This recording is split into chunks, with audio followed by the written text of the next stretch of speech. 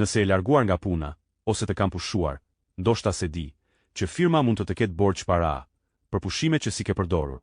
Po, çdo punëtor në Gjermani ka të drejtë për pushime të paguara, dhe nëse nuk i ke marrë, ato nuk humbin, duhet të t'i paguajnë në para. Quhet Urlaubsabgeltung. Shembull i thjesht, ke pasur 25 ditë pushim, ke përdorur 10, mbeten 15. Nëse paga jote ditore është 100 euro, firma të detyrohet 1500 euro, dhe nëse ke pasur rrogë më të lartë, kjo shkon edhe 2000 deri 3000 euro. Shumë njerëz nuk e din këtë dhe e lën, ndërsa gjermanët i marrin të gjitha. Kush ka të drejtë? Kush ka pasur kontratë pune, s'ka shfrytëzuar pushimet dhe kërkon parat brenda 3 deri 6 muajve pas largimit.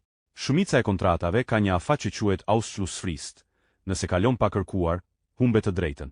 Prandaj nëse s'kan kaluar ende 6 muaj që ke dal nga puna, vepro tani. Mos e lër firmën të mbaj atë që është e jotja.